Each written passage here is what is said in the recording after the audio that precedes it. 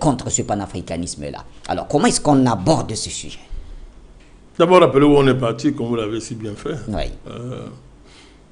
Quelques événements fondateurs qui parlent plus que des longues phrases et des mots compliqués. Oui. L'assassinat de Muammar Kadhafi. Oui. 2011. 2011 Oui. Et l'agression française contre la Côte d'Ivoire, Oui. qui va déboucher sur la déportation du président Gbagbo. Oui. Donc, et l'arrivée au pouvoir de M. Ouattara. Ces deux événements démontraient que l'Afrique n'existait plus. Et que le projet impérialiste était arrivé à un stade suprême de manifestation. On n'existait plus, c'était terminé, quoi. Donc, c'est de là où on est parti, Bachir. On était dans un milieu, on était dans un contexte où la victime admirait le bourreau, lui tissait des lauriers, Oui. et voulait lui ressembler. C'est-à-dire qu'il y avait les conditions concrètes étaient réunies au niveau de la géopolitique, au niveau des rapports de force géopolitique en Afrique, pour qu'il y ait, c'est-à-dire une course à la trahison du continent, Oui. pour que les Africains courent pour aller servir le maître, tellement celui-ci était très puissant et il n'y avait plus rien à faire. Bachir, c'est dans ce contexte que nous avons lancé le mouvement, que nous avons relancé le mouvement panafricaniste. Oui. Il faut rappeler, c'est dans ce contexte-là. Et le magistère de la parole assumé avec un courage qui est un don de Dieu, du vrai Dieu comme je l'appelle, a produit les résultats que tout le monde peut contempler. D'abord, c'est passé par la destruction de la CPI. Mes mots sont clairs. Hein? Oui. La CPI, la déclaration de l'acquittement du président Gbagbo et son retour en Côte d'Ivoire. Vous l'appelez, Bachir, cette conférence des chefs d'État de l'Union africaine historique, oui, qui pour la première fois a décidé, c'est une résolution de la conférence des chefs d'État, que l'Afrique va quitter la CPI. Vous vous souvenez? Oui. Quitter la CPI, d'ailleurs, le Burundi a commencé, le Kenya allait suivre, etc. Bon, l'Afrique du Sud, s'y a essayé, etc. Voilà, mais la dynamique, vraiment, et c'était une dynamique qui bouleversait complètement les relations internationales. Ça changeait complètement le rapport de force au niveau des relations internationales, Bachir. Il y a le changement total de l'imaginaire africain, que ce soit sur le plan culturel, sur le plan des rapports entre l'Afrique et ce qu'on a appelé les partenaires, ce qu'ils appellent partenaires, etc. Et il y a l'émergence d'une puissante opinion afro-mondiale, totalement panafricaniste, qui a traversé les frontières et qui est devenu un mouvement universel, quasi universel. Les ponts ont été établis avec nos frères dans les Caraïbes, etc., aux États-Unis, partout. C'est un puissant mouvement d'opinion aujourd'hui. On voit comment chacun veut s'approprier une partie ici et là. Tout à l'heure, on y reviendra. Il y a... on a permis l'échec de beaucoup de tentatives de renversement de président. Tu es très bien placé pour savoir de quoi je parle. En dénonçant, en anticipant sur l'ennemi et en lisant dans ces lieux secrets. Oui. Tous les plans, on a cassé tout ça. On va citer beaucoup des exemples. On ne s'est pas limité à l'Afrique. Nous avons intervenu au Venezuela, vous vous souvenez très bien. Oui. En Syrie. En Syrie, très bien. On a dit beaucoup de choses, on a intervenu. Donc, vraiment, la géopolitique mondiale a été totalement modifiée par cette nouvelle Afrique qui a émergé et qui fait trembler les relations internationales. D'ailleurs, l'Afrique est devenue tellement belle aujourd'hui qu'elle est cotisée par tout le monde. Oui. Tout le monde la cotise. Mais c'est aussi parce que le nouveau panafricanisme a redonné à l'Afrique sa beauté. Maintenant, il faut qu'elle sache gérer les multiples courtisans. C'est notre débat, on y reviendra, mais c'est un fait. Et ça met à l'actif du travail qu'on a fait. Et enfin, l'avènement des États de l'AES. Les révolutions qu'il y a eu au Mali, qu'il y a eu au Niger, qu'il y a eu au Burkina, la révolution silencieuse qui a lieu en Centrafrique, etc. Même l'amorce de la révolution qu'il y a au Tchad, et qui ne va pas s'arrêter,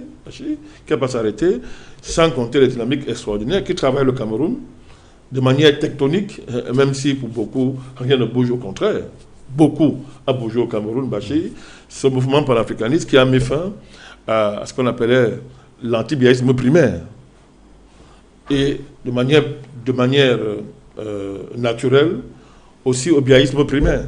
Alors, La grande bataille qui est au Cameroun aujourd'hui, tout ça est structuré, pas qu'on le pense, est porté par l'enjeu du panafricanisme.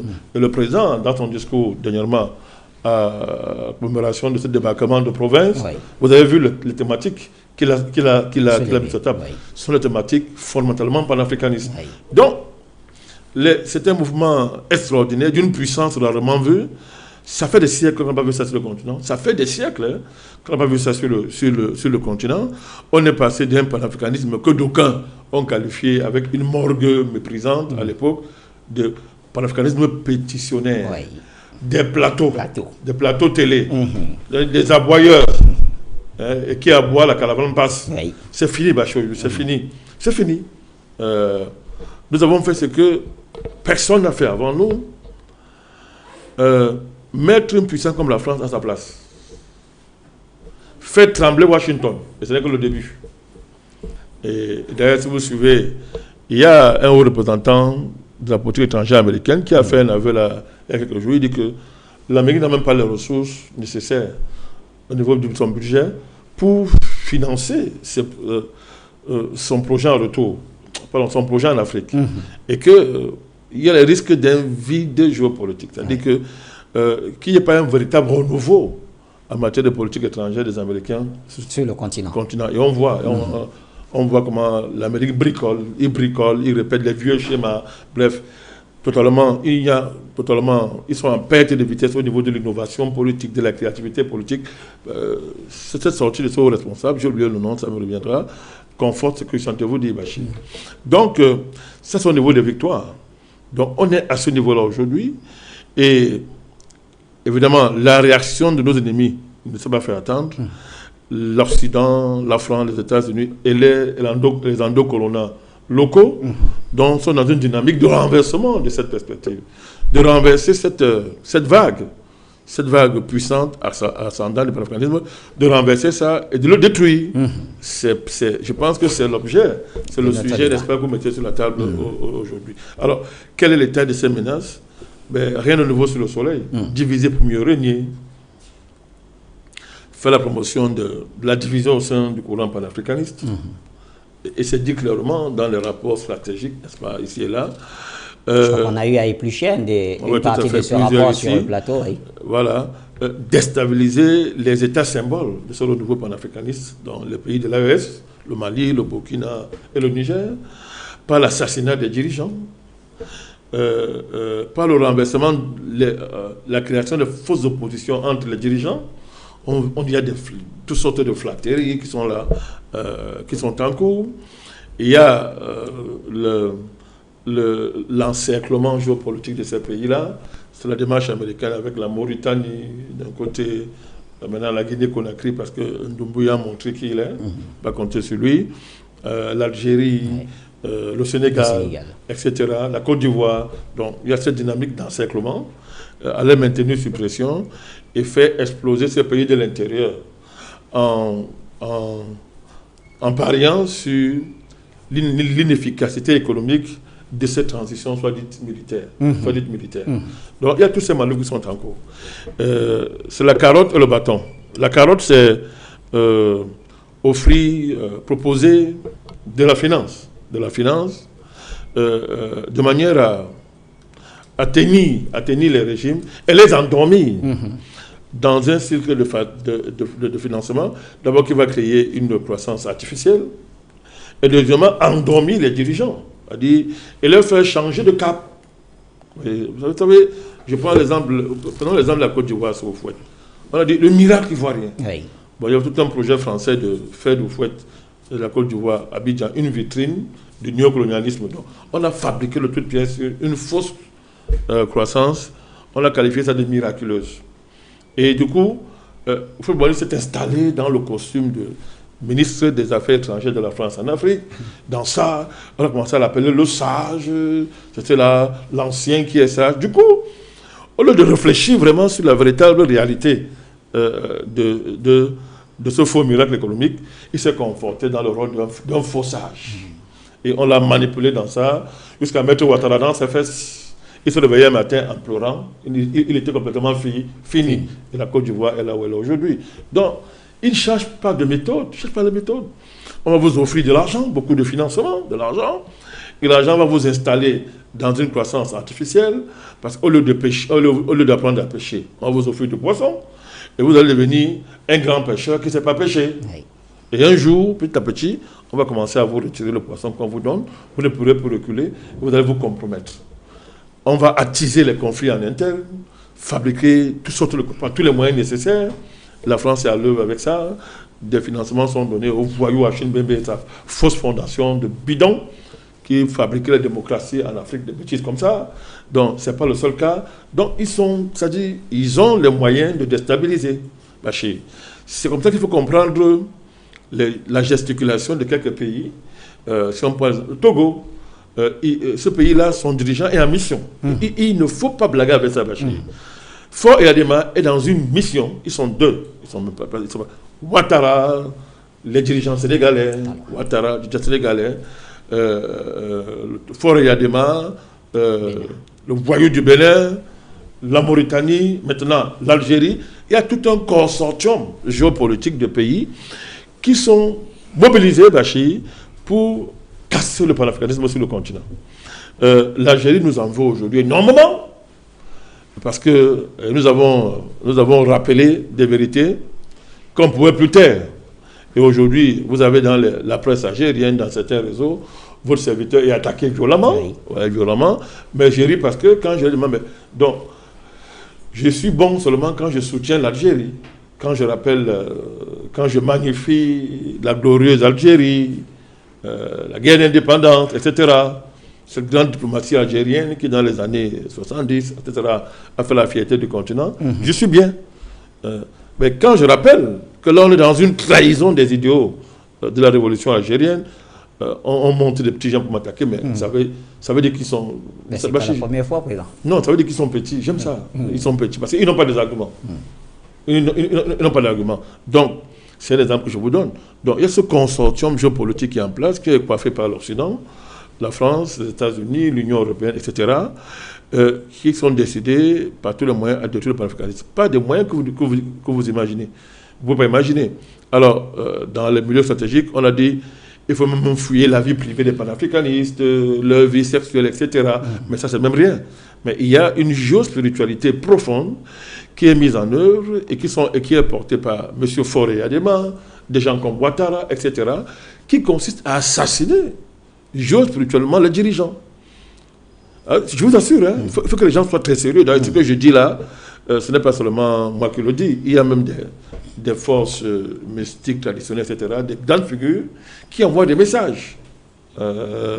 Bon, moi je ne suis pas responsable de ces messages-là, mais je dis, on ne sait pas comment c'était avec ces gens-là, qui envoient des messages pour prévenir des manœuvres qui sont en cours. Donc, c'est pour ça que vous voyez, Faure Eyadema, il crée des médias sur les panafricanistes, il a la tête de grandes conférences panafricanistes, maintenant il veut revendiquer une légitimité panafricaniste, parce que soi-disant, il s'est désolidarisé de la CEDEAO dans le cadre des sanctions. Mais ça fait rire. Il y a des sanctions contre les pays. On appelle ça en géopolitique l'infiltration. Je me blanchis pour mieux vous infiltrer. C'est ce que Faure Eyadema est en train de faire. Et moi, j'ai vérifié ça quand moi j'étais au Mali.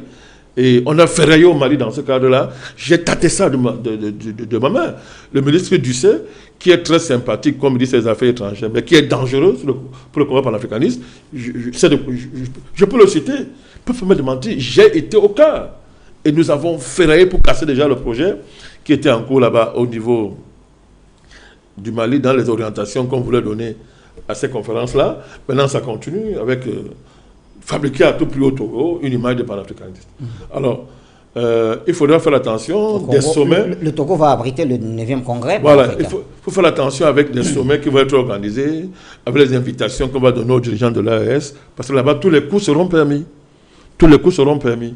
Donc, ce n'est pas la seule menace. Il y a des menaces, même le Centrafrique n'est pas à l'abri. On veut retourner l'opinion à tout prix contre le président Touadéra. On attaque maintenant même sa vie privée, etc.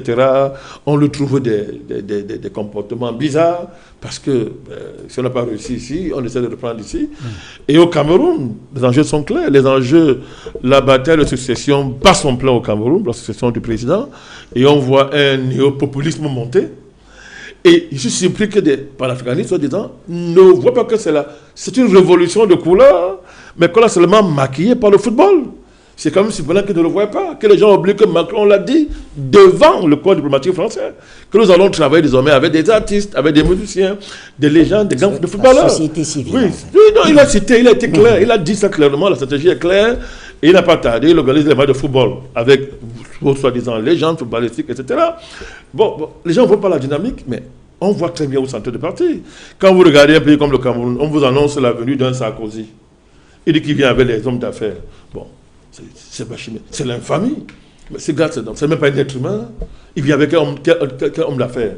Il va ramasser des vampires, des sorciers pour venir salir ce pays. Tu vois, on n'ose même parler qu'il vient avec les investisseurs. Faites le lien, Bachir. Faites le lien entre Sarkozy, des réseaux de la présidence et une certaine légende. Mais est-ce qu'il faut qu'on parle de tout ça? Est-ce qu'il faut rappeler ça? Mais tout ça, ce sont des menaces qui pèsent sur le panafricanisme. Et comme toujours, l'Occident dit ce qu'il va faire avant, mais il sait à qui il parle. À des gens complètement décervelés, qui n'ont aucune conscience historique, qui pensent que le combat panafricaniste, le combat pour la libération, c'est un combat qu'on peut faire de temps en temps. On garde de côté, on va jouer au ballon, on danse, on crie, après on revient reprendre, on recommence. Ils savent que c'est un combat de tout instant.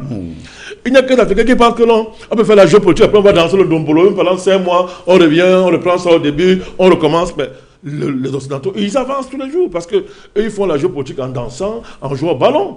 C'est vous qui considérez que le sport, la danse, la musique ne sont pas les armes géopolitiques. Mais quelle arriération! Et quand je regarde tout ça, j'ai ri. Ça me fait rire. Donc, ce sont des menaces qui pèsent. Un pays comme le Cameroun, les gens font comme si ils ne voient pas que c'est la terre natale du panafricanisme renaissant et que c'est un foyer extrêmement capital pour le maintien du combat panafricaniste. Les gens font semblant de ne pas voir. Et quand sur le Cameroun, vous voyez des panafricanistes avec des positions bizarres. Ils sont panafricanistes seulement sur le plateau, mais le football, il n'y a pas de panafricanisme. Le football, dans la musique, il n'y a pas de panafricanisme. Il n'y a plus... Non. C'est seulement la géopolitique classique qui, pour eux, relève le panafricanisme. Mais Macron vous a dit, je répète encore, qu'il renouvelle tout ça. Et il ne blague pas.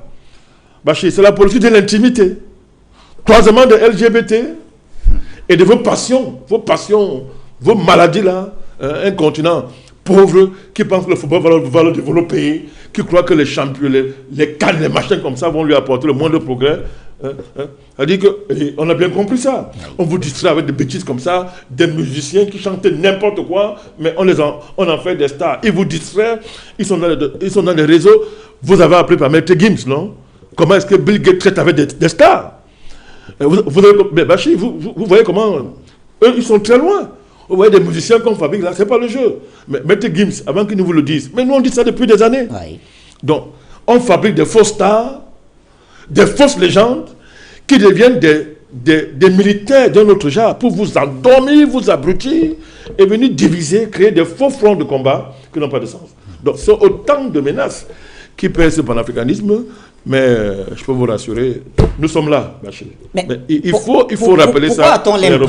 Pourquoi a-t-on l'impression que les panafricanistes bottent en touche ces menaces? Certains, je vais dire. Non, je vous ai dit que un des premières armes, c'est de mettre en avant des faux panafricanistes. Oui. Et de les couvrir de toute la gloire panafricaniste possible. C'est élémentaire. Ça a toujours été comme ça, Bachir. Donc, vous voulez qu'ils bottent en touche, il faut d'abord savoir s'ils sont réellement des panafricanistes. Mais le temps va révéler beaucoup de choses, Bachir. Alors, président, pourquoi... Le temps va révéler beaucoup de choses. Oui. Si on est sérieux et qu'on a lu l'histoire du panafricanisme sérieusement, il est facile de décrypter et de savoir qu'on a affaire à un faux panafricaniste à partir de son positionnement. Peu importe son discours, il y a des éléments clés. Quand vous les maîtrisez, vous avez en face de vous quelqu'un qui parle, vous savez que c'est un faux type. Quelle que soit la gloire avec laquelle on veut l'entourer. Le temps n'est pas venu de citer les gens, Bachir. Oui. Ce n'est pas d'abord dans mes habitudes. Oui. Dans mes habitudes. On n'est pas là pour ça. Mais il y a un ensemble d'éléments. Les positions des uns des autres sur des élémentaux, les fondamentaux du combat pour l'africanisme montrent qu'il faut faire attention. Et c'est dû ouvertement dans le cadre des stratégies de l'impérialisme. C'est écrit ouvertement, c'est écrit. Pourquoi l'Occident copte facilement? Parce que l'Africain est comme ça. C'est une malédiction africaine. Est-ce que ce n'est pas dû au fait que le panafricanisme n'a pas, ou les panafricanistes n'ont pas totalement le moyen de leur politique? Non, c'est qui a dit ça. Attends. Sinon, on aurait reçu toutes les victoires là, comment? Vous simplifiez les moyens qu'on a eus. Expliquez donc comment on a fait pour engranger de telles victoires. On ne les simplifie pas. Là où les armes... Pas du tout. Là où les armes physiques ont été utilisées, les fusils, les armes, ça n'a pas donné un tel résultat. C'est avec la parole qu'on a obtenu tout ça. Je dis bien la parole. Oui. Et celui qui est devant vous est le pionnier de ce magistère. La parole qui libère Bachir. Dites-moi ceux qui ont fait mieux que la parole qui libère. Dites-moi. Et beaucoup de vos camarades ont été facilement cooptés aussi. Ça ne m'intéresse pas, il ne m'intéresse même pas. Alors justement, justement, est-ce que cela ne contribue pas à fragiliser Est-ce que cela ne contribue pas à fragiliser la lutte, président Badaka? Où est-ce qu'elle est fragilisée? C'est fragilisé où?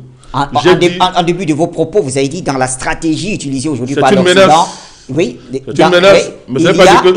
dans ces menaces, il y a une des stratégies, c'est diviser pour mieux régner. Est-ce que justement, l'Occident n'est pas en train de trouver un terrain fertile? Une chose est de construire une stratégie. Oui. Une chose autre est de la mettre en pratique avec succès. Oui. Je vous ai décrit les stratégies. Oui. Mais est-ce que vous avez dit qu'elles vont réussir? Je ne vous ai pas dit ça.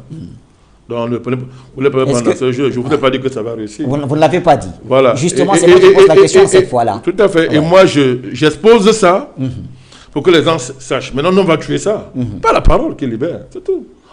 On va tuer ça. Je vous ai dit que je veux voir comment on va renverser un seul état de l'AES. Bon, est-ce que vous le savez tous les jours? Je vous dis ça tous les jours ici, non? Bon. Attendez, que d'autres aussi parlent comme ça, on voit. Moi, je vous dis, Bachir. Oui, je retrouve mon bord. Vous avez cité l'AES. Je veux voir, écoutez, je veux voir comment on va renverser un seul dirigeant de l'AES. Alors, vous allez donc comprendre la puissance qui est à l'œuvre dans ce combat. Certains panafricanistes estiment... Et que nous on met en avant. Oui, certains panafricanistes estiment que l'AES n'invente pas le fil à couper le beurre. Les tentatives de fédération ou de confédération ont été faites par le passé et on m'a même cité le cas de Ghana et de la Guinée avec Nkrumah et Sékou Touré. Ils ont essayé à cette époque-là de fédérer, etc. Il y a eu 2 ou 3 exemples qu'on m'a cités et que finalement, où est-ce que ça aboutit? Est-ce que venant des panafricanistes, ça parce que, pas... d'abord, ça parce qu'une expérience perd une bataille qui n'est pas valable historiquement. Très bien. Ça parce qu'un Nkrumah n'a pas réussi l'unité de l'Afrique au niveau continental, que ses thèses sont mauvaises. Non, nous sommes tous des Nkrumahis. C'est parce que des dynamiques de confédération africaine, panafricaniste, il n'y en a pas beaucoup. Hein. Il ne faut pas qu'on mélange n'importe quoi. Il n'y en a pas eu beaucoup. C'est pourquoi je me suis résumé à mémoriser tout simplement Guinée-Ghana. Il y a eu des fausses tentatives d'unification, que ce soit en Afrique centrale, que ce soit dans le cadre en Afrique de l'Ouest, avec les Senghor, tout ça comme ça. Senghor n'a jamais été un panafricaniste, donc on ne le considère pas ses velléités. Ce n'est pas intéressant. Donc, le panafricanisme politique a commencé à s'affaiblir avec les coups qu'on a donnés au RDA.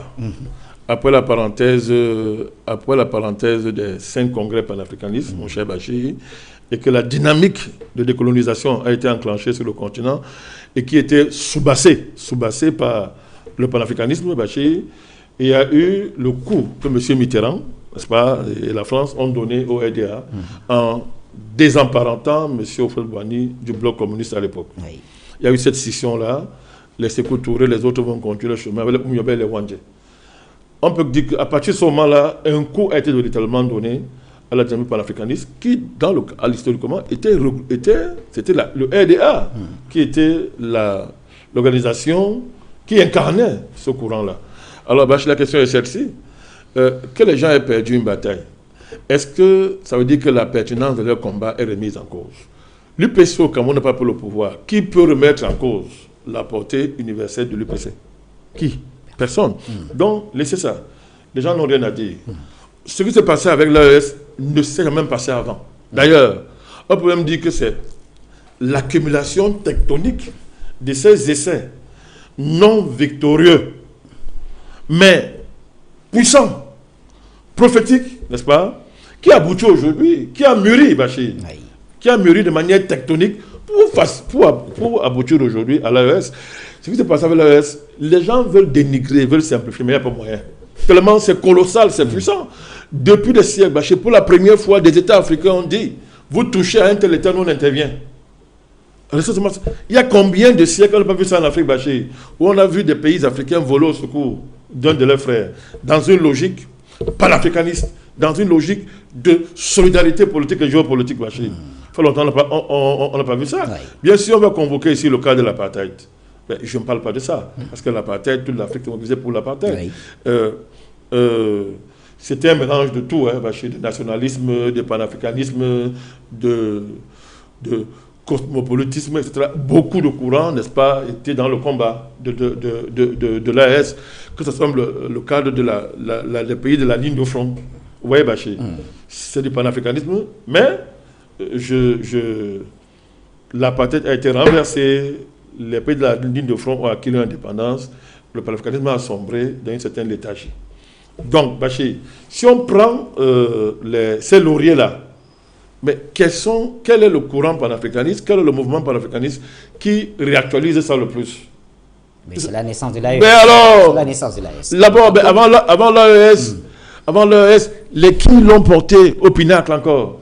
Mais ça va choquer des personnes. Oui, mais en tout... Mais écoutez, attendez, nous n'avons empêché à personne d'être pionnier. Oui. On n'a empêché à personne de se lever. Oui, et ce n'était pas une course pour être premier. Non, pas du tout. D'ailleurs, aujourd'hui, les gens veulent dénigrer ce qu'on ne peut pas dénigrer. Vous ne pouvez pas remettre en cause le caractère historique de l'AES. C'est impossible. On ne peut pas remettre en cause l'avant-gardisme géopolitique de l'AES. Parce que, comme pour le panafricanisme, Bachir, il faut distinguer le mouvementisme politique panafricaniste des luttes anti... Moi, je veux dire ça. Tout ça, c'est le panafricanisme. Hein.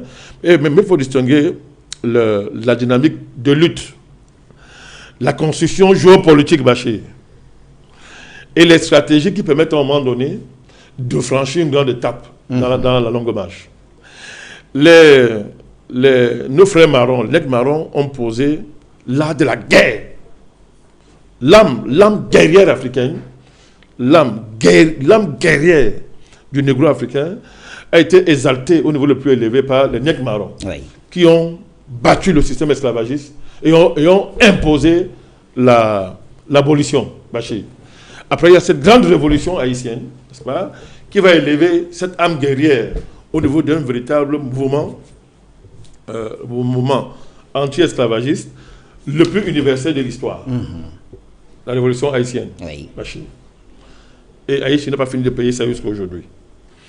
Et après ça, Bachir, il y a eu une phase, n'est-ce pas, avec les théoriciens du panafricanisme, les théoriciens, depuis Antonov Fima, l'homme politique haïtien, qui a répondu aux racistes européens, les Gobineaux et consorts.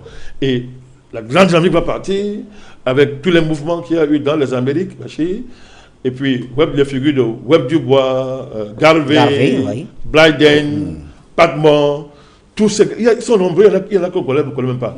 Toutes ces figures-là, jusqu'à la phase intermédiaire, c'est-à-dire entre les Caraïbes et l'Afrique, que Nkrumah va incarner.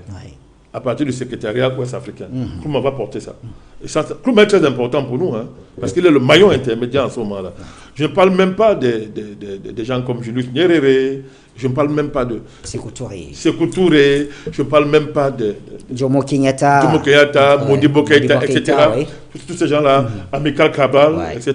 Donc, tous ces gens-là. Mais je parle de l'essentiel. C'est ce courant-là qui va mûrir jusqu'à l'avènement de l'organisation de l'unité africaine. Malgré la contradiction de Casablanca et de Monrovia. Il y a l'organisation de l'unité africaine qui va parachever le combat d'indépendance avec, je l'ai dit, la lutte contre l'apartheid et l'indépendance des pays de la ligne de front. Après ça, Bachir, le mouvement panafricaniste continue dans le cadre du plan d'action de Lagos, par exemple, avec un grand mouvement intellectuel, Bachir, qui va relire et redéfinir les structures d'une véritable indépendance africaine. C'est le plan d'action de Lagos, Bachir. Il faut lire le contenu. Et un puissant mouvement se met en place au niveau intellectuel et qui va déboucher sur la mise en place des stratégies minières africaines, des nouvelles stratégies économiques, monétaires, etc., pour libérer l'Afrique. Et donner un vrai contenu aux indépendances, qui soit autre chose que le formalisme politique. Et ça va s'arrêter avec le clash de cet avion qui portait les experts africains vers Lagos. Jusqu'à aujourd'hui, on n'a jamais fait la lumière sur ce clash. Bachir. L'Occident a organisé pour casser ce mouvement. Bachir, depuis ce moment-là, le panafricanisme est entré dans une léthargie extraordinaire. Léthargie qui va atteindre son point culminant avec l'assassinat, je l'ai dit, du colonel Kadhafi et la déportation du président Gbagbo. N'oublions pas la parenthèse du grand Sankara. Le grand Sankara qui, à un moment de léthargie, va être la voix, il va porter la voix de toutes les résistances passées africaines, il va incarner tout ça et l'idéal panafricaniste. C'est Sankara.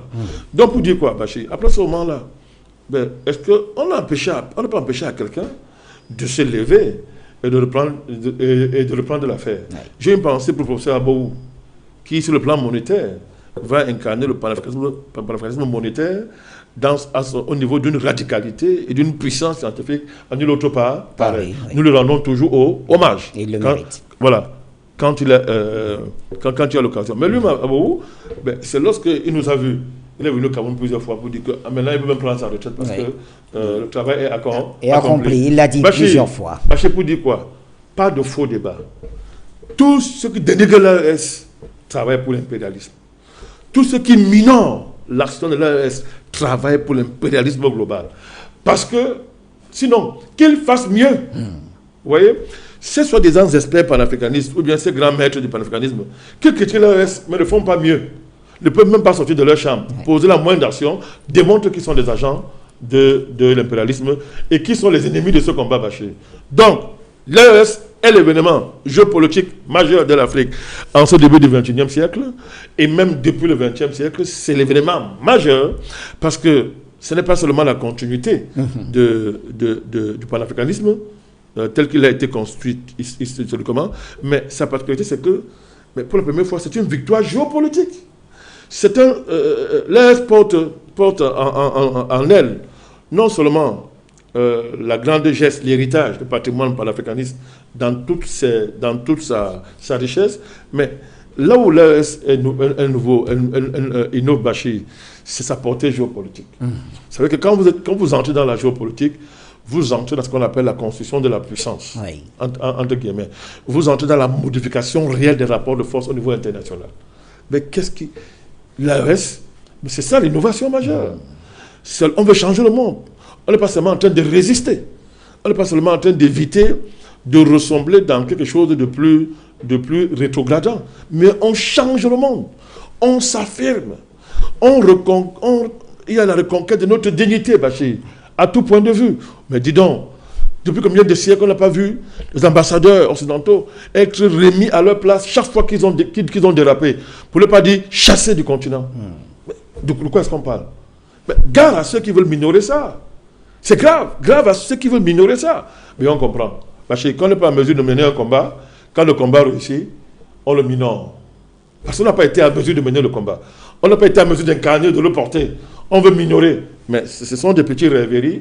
Mais si les puissances impérialistes n'arrivent pas à minorer ce combat, ce n'est pas les petits Tintin qu'on envoie en mission là, qui s'agit de gauche à droite, qui peuvent rabaisser Bachir. Cette grandeur de cette geste, n'est-ce pas, contemporaine, qu'incarne, n'est-ce pas, geste panafricaniste, je précise, qu'incarne les États de l'AES et tous les États africains qui sont dans ce combat. L'Éthiopie est dans une dynamique. L'Éthiopie, ce n'est pas seulement au niveau de l'AES. L'AES, sa particularité, elle est particulière parce que c'est une alliance qui est devenue un traité. Oui. Mais il y a des dynamiques en Éthiopie. L'Érythrée, voilà un petit pays où il n'y a pas assez de bruit. Oui. Mais allez étudier l'Érythrée. Oui. Vous allez voir que des choses se font. Vous allez voir, les choses se font. Donc, je dis, des dynamiques extraordinaires sont en train de se reconstruire dans les Caraïbes, que ce soit en Martinique, que ce soit en Guadeloupe, que ce soit chez nos amis, comment j'appelle encore ça, de Nouvelle-Calédonie. Partout, des dynamiques remontent, Bachir, et je peux vous le dire, ça ne sera pas comme le passé. C'est-à-dire, l'Afrique va globaliser son combat, va globaliser tout ça, et puis nous allons changer le monde. Nous allons peser énormément dans les relations internationales. C'est l'objectif, Bachir. C'est pour ça que nos ennemis l'ont compris, et ils construisent donc des menaces extraordinaires qui pèsent sur le panafricanisme. Face à ces menaces, il y a aussi, si vous voulez, président Bandakani, le fait que le panafricanisme est devenu une sorte de, vous l'avez dit, de belles femmes courtisées par tout le monde, mais il y a les mondialistes qui la combattent Et de l'autre côté, il y a les partisans du monde multipolaire qui essayent de faire ami-ami avec elle. Alors, où est-ce que vous situez ce panafricanisme-là? Non, le panafricanisme, comme en tant qu'idéologie. Le panafricanisme, comme toute démarche historique de libération, met en mouvement plusieurs aspects de la lutte, mais configure ça de manière holistique dans un tout cohérent. Okay. L'idéologie peut être mise en avant pour un temps, mais ça ne veut pas dire que la géopolitique, la stratégie, la tactique ne sont pas à l'œuvre. Il y a des moments où la tactique et la stratégie prennent le devant au détriment de l'idéologie. Oui. Mais ça ne veut pas dire que l'idéologie n'existe plus. Non, elle est seulement à l'arrière-plan.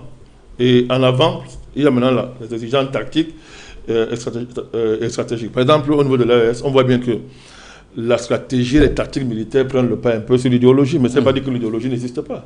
L'idéologie est là, elle agit. Oui. Mais sauf que, bon, maintenant, les exigences tactiques qu'impose la situation sécuritaire mettent plus en avant la stratégie et la tactique militaire.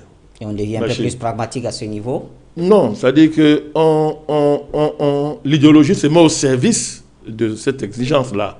C'est tout. Mais elle est là. C'est un wagon, c'est comme la locomotive et les wagons. Voilà. Cette traction-là, il y a une traction vitale et gravitationnelle qui fait que l'un ne va pas sans l'autre. Donc, ça peut amener les gens à avoir... D'abord, c'est ce qui a trompé le mercenaire Achille Mbembe, qui lui prophétise, il dit que bon, le panafricanisme politique a échoué, et il considère que dans l'échec, selon lui, du panafricanisme politique depuis Nkrumah, enterre le panafricanisme. On voit qu'il ne sait pas de quoi il parle. Il ne sait même pas de quoi il parle. C'est pour ça qu'il est largué et il est perdu. Non. Je vais vous expliquer ici les différentes phases par lesquelles on est passé. Il n'y a jamais eu de mort du panafricanisme. Il y a eu reflux, recul. Mais le combat n'a jamais cessé. Le combat n'a jamais cessé. Il a toujours pris des formes originales, mais c'était le combat. C'était la continuité. Donc, les panafricanistes, notre ennemi historique, ce sont les mondialistes, qui n'est que l'autre nom des capitalistes. Le capitalisme en lui-même n'est que la continuité de l'esclavagisme, Bachir.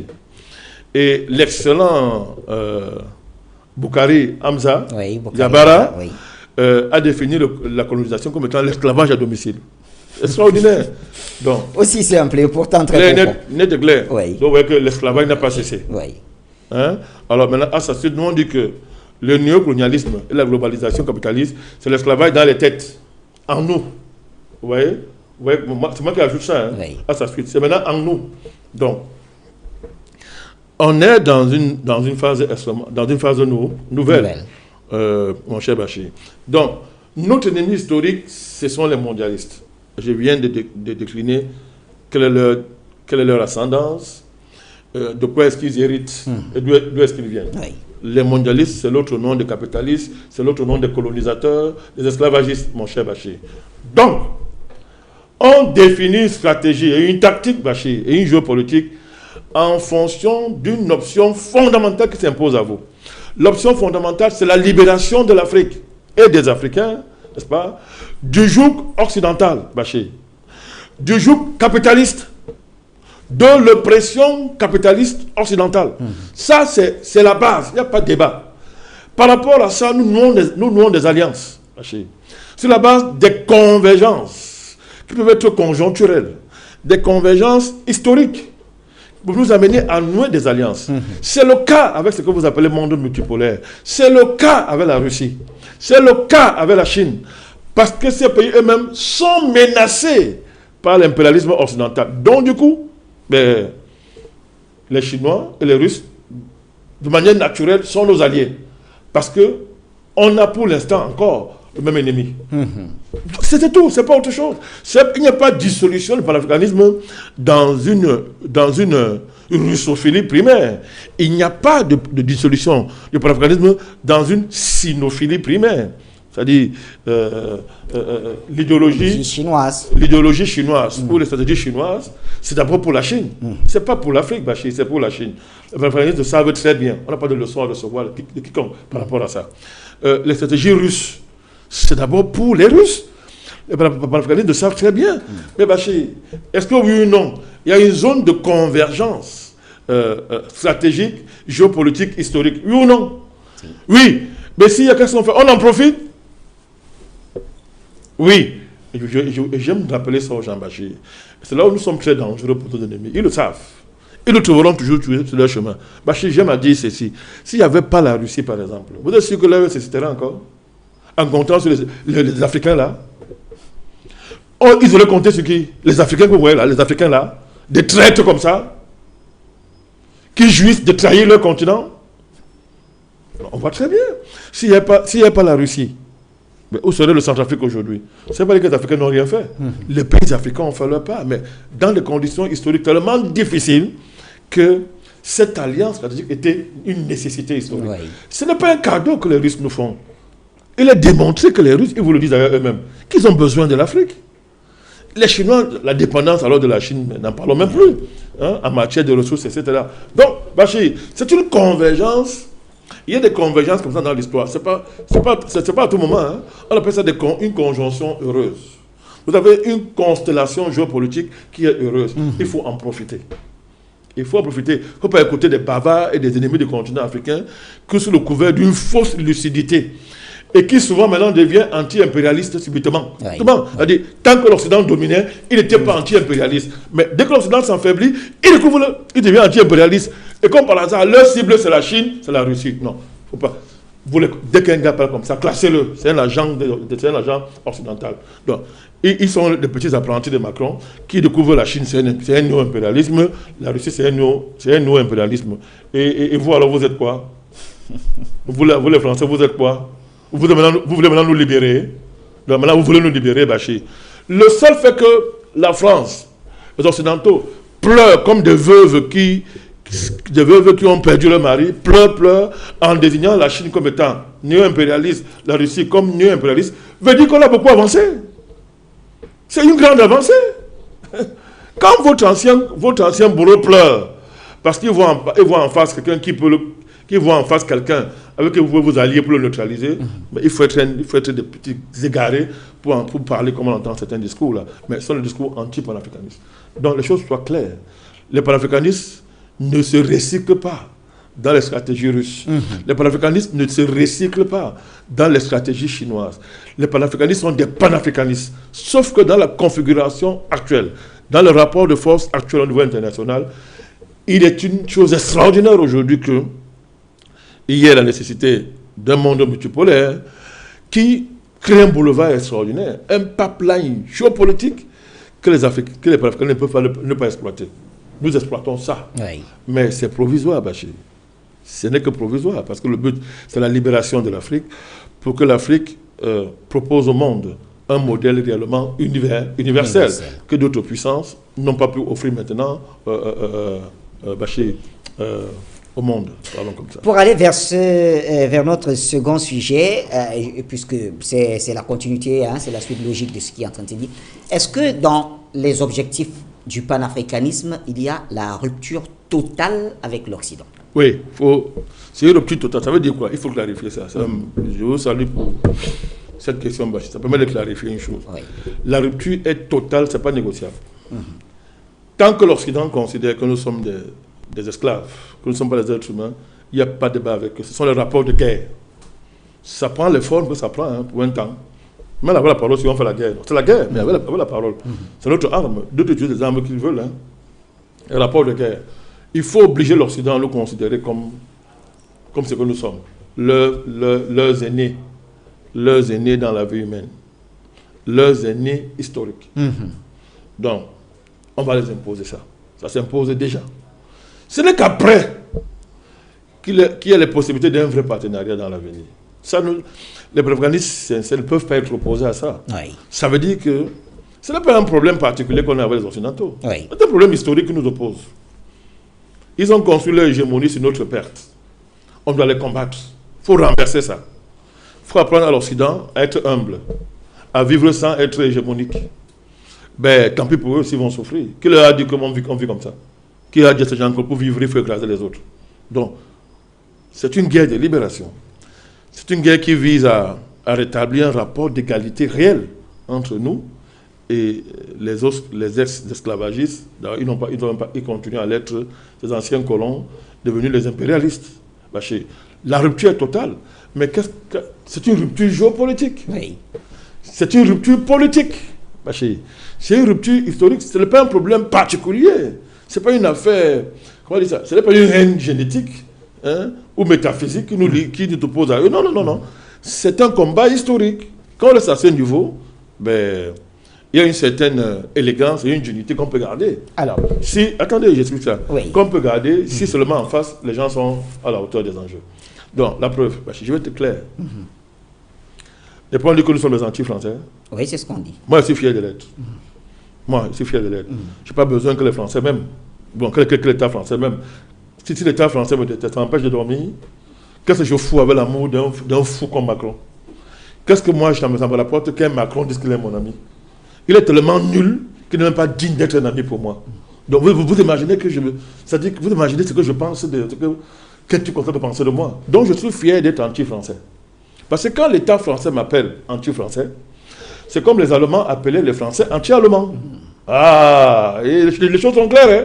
Et il fallait voir les Français à l'époque qu'on appelait anti-allemands. Ils pleuraient, ils étaient fiers.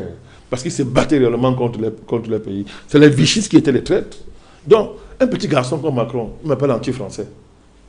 Mais, dis donc, vous croyez que je t'attire? Quand je dors là, ou bien quand je me réveille le matin, vous croyez que je réfléchis à ce que Macron pense de moi?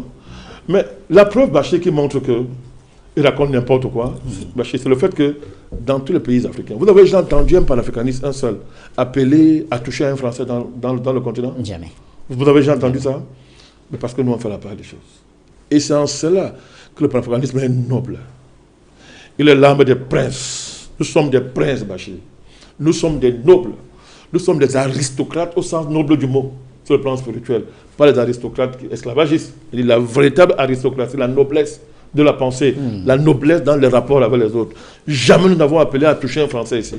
On ne fera même pas. Parce que moi, ce n'est pas dans mes canons. On va les battre, on va les rééduquer, comme on est en train de commencer. Ils vont apprendre à redevenir humains, comme on est en train de faire. Par la voix, par le magistère de la parole, qui est puissante. Donc, à partir de là, vous voyez très bien le niveau d'exigence éthique, morale, que suggère le panafricanisme. Il ne faut même pas dire géospirituel. Oui. Parce que là, c'est encore un autre niveau. Que suggère le panafricanisme. Donc, à partir de là, mais on s'en fout que je sois anti-français. Je m'en fous. On ne me verra jamais devant un consulat demander un visa français. Moi, je préfère aller en Capa ou dans un pays africain. Qu'est-ce que je vais faire en France? Mais si un jour, si les Français ont compris et qu'ils veulent tisser des relations sérieuses avec nous, mais ils me trouveront là, on discute. Donc, les choses soient claires. On n'est pas dans un anti-français. C'est pas une haine. Non, il n'y a pas de haine. Ce sont les haineux qui nous qualifient de haineux. Très bien. Et le haineux en chef, c'est le Tintin de l'Élysée. Alors, président Wadakani. Non, ne coupez pas, me coupez. Et on voit ce qu'il est en train de faire aux Français. Et moi, je vous dis, Bachir, plus le panafricanisme avance. Est-ce que vous savez que l'avancée du combat panafricaniste participe d'une rééducation des Français? Il y a beaucoup de Français qui sont panafricanistes. Vous savez, moi je le sais. Ils m'écrivent, ils sont dans le plateau, ils sont nombreux. Donc, ils redécouvrent la possibilité d'une véritable fraternité, d'une véritable universalité que la France prétend incarner, mais qu'elle ne vit pas dans le fait. Donc, nous, on participe à un élargissement. Nous sommes en train de rééduquer les pays, les populations occidentales, dans un véritable rapport aux Africains. Pas un rapport officiel fabriqué par les États qui les présentent, qui ont menti à leur peuple sur la réalité du continent africain. Est-ce que vous voyez ça? Donc, ce travail-là, Bachir, la propagande d'État mise en œuvre par les États ne peut rien contre le courant, contre la vague panafricaniste. Ils ne peuvent rien. Je crois à un monde nouveau, Bachir. Moi, je pense que les peuples ont vocation à se donner la main. Moi, je pense que les peuples du monde, indépendamment de leurs appartenances raciales, ont vocation à se donner la main dans le cadre de la bataille pour la sauvegarde de l'espèce humaine, Bachir. Moi, je crois à ça. C'est quelque chose de puissant, au point où aucun courant rétrograde, racisme, le racialisme primaire, etc., ne peut pas empêcher cette dynamique. Donc, les gesticulations de l'État français et de ces stratégies de pacotille